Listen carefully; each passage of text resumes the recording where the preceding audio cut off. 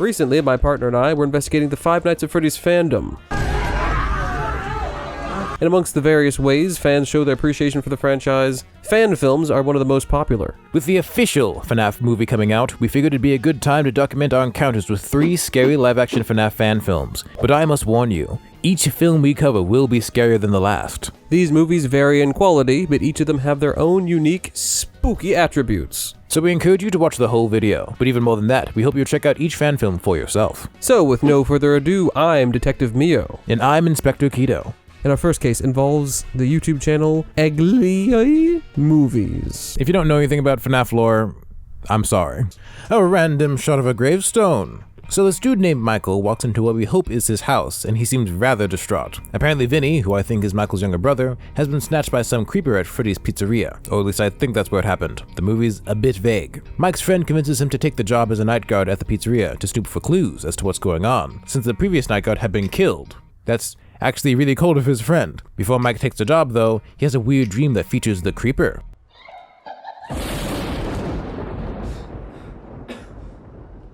Now we watch this fan film at regular volume, and this is what it actually sounds like. So yeah, it was pretty loud. Mike applies for the job and is hired on the spot. Over the phone because no one else applied. I kind of like this idea of a place being so screwed up that they don't even ask for credentials, a background check, or any kind of in-person interview. Hello? Mike arrives for his first night, and the look of the security office is pretty good, all things considered. They put in some nice details like the poster that squeaks, even though in live action that doesn't make that much sense. During the night. The introduction tape that plays is pretty much word for word what the tape is in the original game. I'll just play some of that to explain the situation. Hello? Hello? Fazbear Entertainment is not responsible for damage to property or person. The animatronic characters here do get a bit quirky at night. They'll probably try to forcefully stuff you inside a Freddy Fazbear suit. Check those cameras and remember to close the doors only if absolutely necessary. Gotta conserve power. But Mike didn't come here to do his job, he came here to snoop. I'm not gonna sit here for 6 hours. I came here to find some answers. He goes into the kitchen that has daylight coming through the window, even though it's night, and finds that a kitchen knife is missing. I guess that implies the killer needs a new knife? Not quite sure. The first night starts off pretty boring, but things change when Bonnie tries to get into the security booth. But that's not too big of a deal until the power goes off! By the way, the animatronics in this movie look okay. I think they get the idea across, but Bonnie's ears are a little bit sad. Still, work with what you got. Luckily, after the power goes off, nothing bad happens because it turns 6 o'clock, which is the magic time the shift ends and the animatronics leave people alone, I guess. I like this little scene of things almost going poorly on the first night, as it helps build anticipation for the next night, which is sure to be more intense. Also, this version of Mike never wavers. That was a waste of time. After his shift, he meets up with the last living security guard from Fazbear's. His name is Jeremy, and he tells Mike that Mike is pretty screwed. The staircase behind them looks really weird, and I don't know what that's about. Jeremy's actually a character from the games, specifically the security guard from FNAF 2, and he says that the creeper's hiding place is likely at Fredbear's. So there's 2 locations. Mike works at Fazbear's, or something, and Fredbear's is what appears to be someone's garage. By the way, I don't want to be too harsh on this movie, but at one point Mike and Jeremy are talking in the car on the way to Fredbear's, and outside the window you can see it's winter and snow is on the ground, but after they leave, it's spring or summer again. They get to Fredbear's and find nothing is there, except death! Well, first they find a balloon that says, "You're next, Mike," which is actually a lie because the creeper shuts the door and kills Jeremy instead. Oh well, it was dark, people make mistakes. Mike flees and somehow escapes the creeper, but in an Uno reverse card moment, the creeper steals Jeremy's car because he left the keys in the ignition. Completely unfazed, Mike goes back to work the night shift. This man is literally the stone face emote. This night is more difficult since the robot furries are more aggressive now.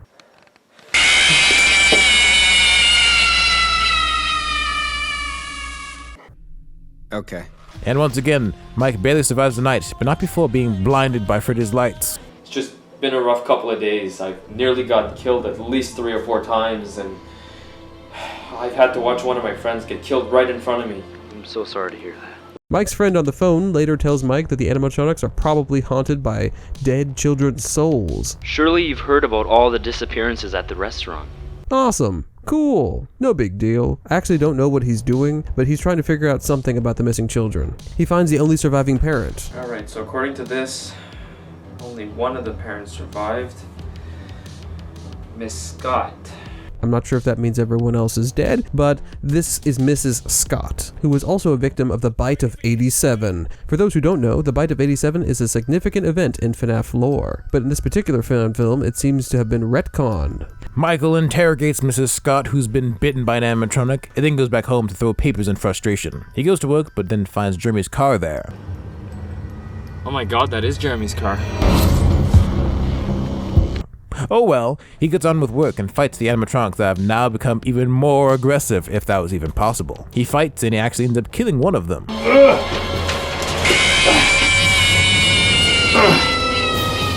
Got you now, you son of...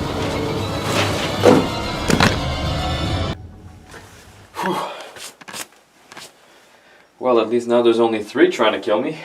Michael the Chad. But Mike gets too cocky and nearly gets shanked by Chica. He collapses in the bathroom, and there the ghost of one of the children requests him to help free the other souls of the kids by destroying the remaining robots. He manages to destroy Foxy by shocking him with exposed wires, and Chica by ripping her head off. But before he can take down Freddy, he's knocked out and tied up by the Creeper. The Creeper reveals himself to be the son of Mrs. Scott mentioned earlier, and he hates security guards. It wouldn't have happened if the security guard who was there did his job. He was sleeping on the job, you idiot!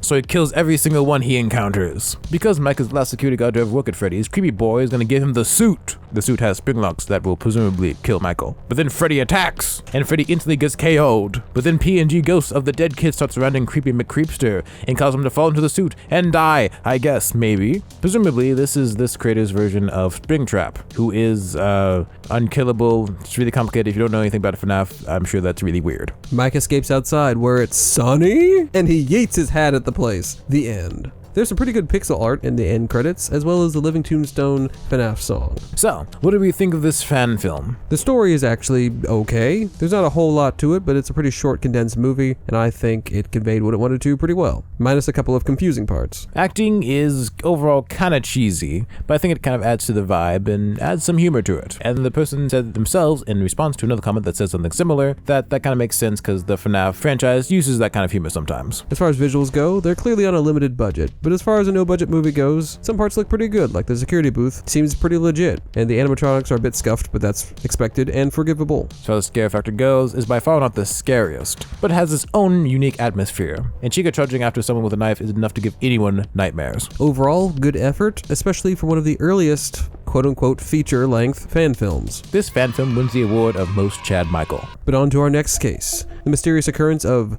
Night 5 by X Blue. Now this is a long movie, so we can't go into a whole lot of detail. We once again suggest that you watch the movie for yourself, if only so you get the full fat experience, since we'll be cutting out a lot, but you will be getting a very general idea. We open with a spooky cold opening. Look, this is all real, okay? I don't know what else to do next.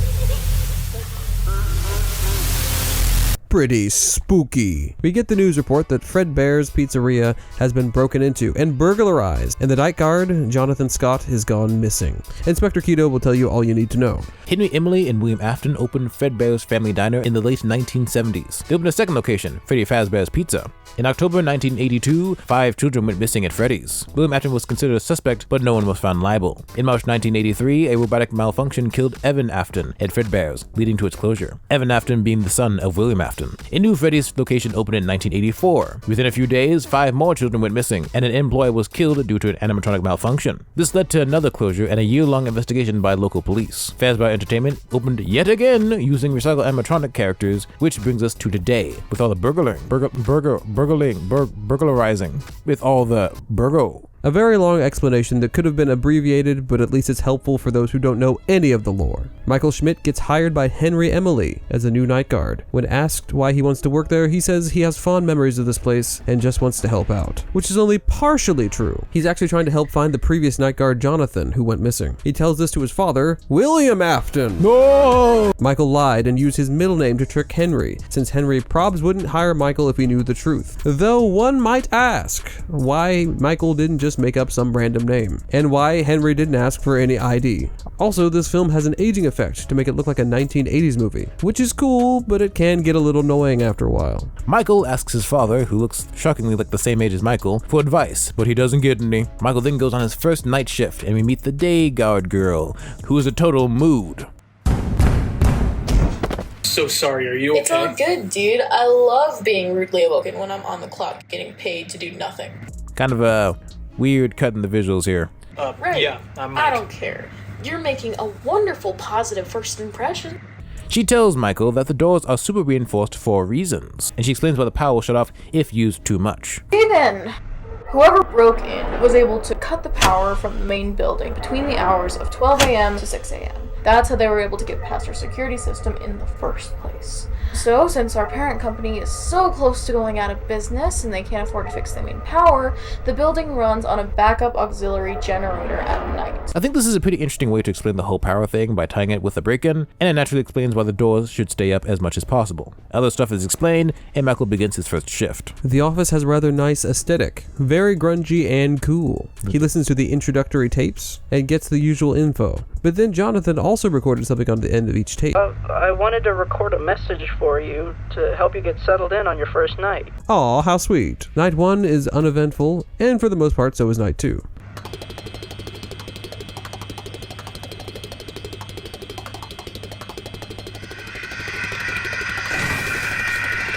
Before night 3, he visits the mother of Jonathan, similarly to how Michael visited Mrs. Scott in the last film. But not much happens except some character stuff. Once again, feel free to watch the movie for yourself. The acting in this movie is not great. It's not unbearable, but not great. And the pacing is not very good either, which is why the movie ends up being far too long. On night 3, Michael gets entranced by a game until this happens.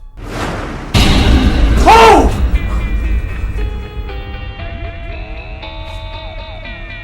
Jonathan, who is missing by the way, calls the phone for some reason, and then the power goes out, which is bad news. Foxy starts creeping in, and this scene is actually pretty good. Gave me a little scare, made me feel a little spooked. The only problem is that the lighting is sometimes a little too dark in parts. On that note, by the way, the frame rate is super inconsistent throughout the movie. Michael goes to ask his father what the flip is going on with the animatronics attacking him, and we get some pretty good acting here actually. What is this, the goddamn Terminator? Either you, my dad, living in the middle of podunk nowhere, are the greatest animatronic engineer in the world, or that doesn't make any sense. William Afton kind of hits him with a bit of a dig and a burn. I haven't seen them since Fredbear's family diner closed down. Why the hell would I want to? One of them murdered the only decent son I had.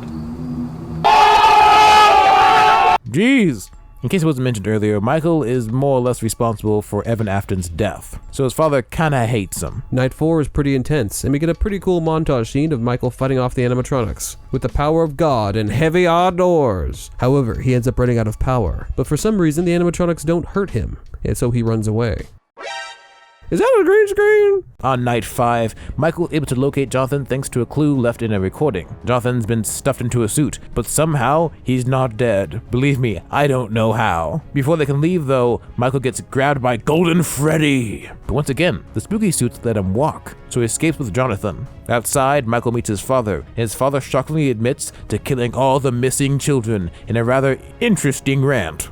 You killed them? We finally put it all together. One of the only ones, too. That business brought in a lot of foot traffic, too. You don't think that I wouldn't take advantage of that every now and then, do you? And I did. The rest of the scene is interesting, but we're not going to repost the entire thing here. Michael gets Jonathan to a place that can provide medical care, not a hospital, because something in Jonathan's contract prevents him from going to an actual hospital, which might be illegal, and then gets fired from his job because someone came in and trashed the pizzeria after he left. Michael meets with Jonathan, who calls him Mr. Guardian Angel. Nice to meet you a bit more officially, Mr. Guardian Angel. And then goes to visit his brother's grave. And then his brother reappears in the form of Golden Freddy, and they exchange some heartfelt words. So don't be sad, okay? Okay. That's the main gist of the movie. You should still probably go check it out for yourself. Also, the creators made an original song for the pizzeria. So come meet Freddy and Foxy and Bonnie and Chica. Everyone here's so happy to meet gotcha. Now on to our review. Of the three, this is definitely the strongest narratively. It has a bit more going on with character and background and all that, and overall it was written fairly well. Unfortunately, this kind of is bogged down a little bit by the length of the film, but at least they did something with the time. The acting is okay in parts, but not so great in others. I don't believe any of these people are professional actors, so like the last film, I don't really count it against it. I think the visuals are pretty good in this movie. I like the office that they have. It has a nice little aesthetic to it, and the rest of the pizzeria that they show off is pretty well handled. As for the animatronics, I'm not really a fan of the designs, but they seem like well put together suits. As for the scare factor, there are surprisingly a couple of scenes in there that have legitimate tension and are fairly well done. That said, there are relatively few of these scenes spread out through the entire movie. Overall, pretty good. I think it would have been better if they'd shortened it and condensed the quality of the film, but I'm impressed they managed to make a full-length fan film. We give this fan film the Golden Freddy Award for being the only film in this video to have a full-fledged Golden Freddy. Now on to the last case and the scariest of all. Five Nights at Freddy's, movie by Bubblegum Monsters. We open with a security guard being hunted down and killed.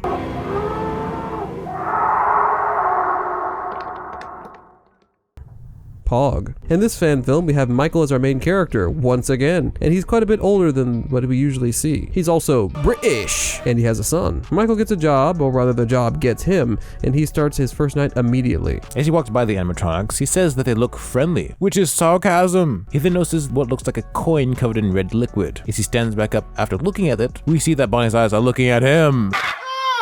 Stop! I could have dropped my croissant! Extra spoopy moment. He checks out the office and its equipment. Pretty standard stuff. The office looks pretty well designed and decorated. Whoa! Dang, that door could have killed someone. I like the framing in this movie, as it always feels like things could be looking somewhere in the frame. Is that the time already? I'm gonna get myself a coffee. Michael suffers from main character syndrome, and he talks to himself far too much. He preps some coffee and instantly falls asleep, defeating the purpose of said coffee. And Chica gets all up in the security camera for a monitor jump scare. Mike eventually hears a sound and decides he ought to go do some security guarding. His flashlight is poorly maintained and keeps flickering. After hearing a noise, he heads to the kitchen, and this flashlight gimmick is getting kind of old now. He sees Chica near the doorway, and since his flashlight keeps flickering, we see Chica teleports right next to him. The animatronics look really good, and in this fan film, it focuses on the horror as opposed to the backstory of the pizzeria and the missing kids. Not that lack of story makes it any better than the previous fan films, but they definitely utilize the condensed runtime to get more out of the budget and wisely pared down the script. This movie only being in like 24 minutes. Bro manages to escape Chica and hide in a closet with the body of the dead security guard from earlier. Or for advertisers, he died in monetization-friendly Minecraft. Bonnie looking through the door is actually a good scary shot, and it kinda unnerved me.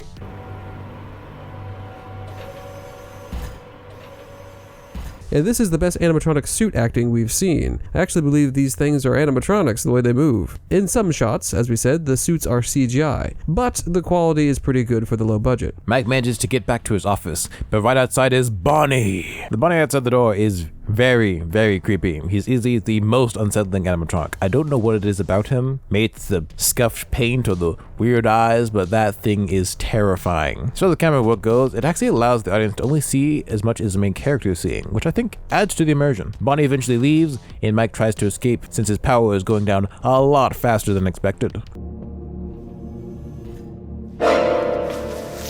He hides under the table to, well, hide, and there's an interesting jump scare with Chica.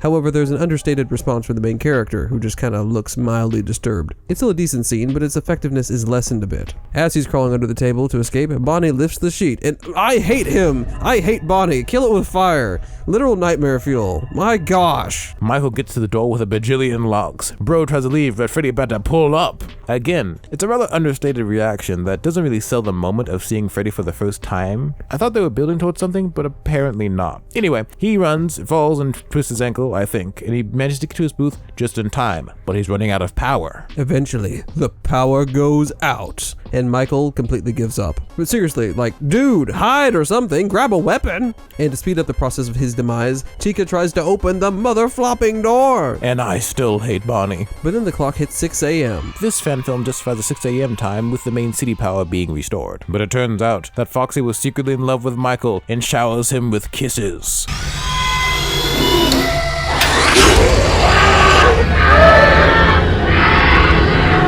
Or at least, that's what I'm going to tell myself. Honestly, the Foxy twist ending was meh. I think the scene would have been more effective if Michael had read the note and then you see Foxy start to move in the background or something like that. Leave more to the imagination. Also, why didn't Foxy go back to normal like the others? Maybe in this version they don't go back to normal. Instead, they just can't get into the office. What about our ratings? Well, as far as story goes, this one's very minimal, as it's so short they couldn't really waste any time with a story. So in that regard, it's definitely lacking. As for acting, there's only 2 notable actors in this film. The guy on the phone is fine. He's quite the character.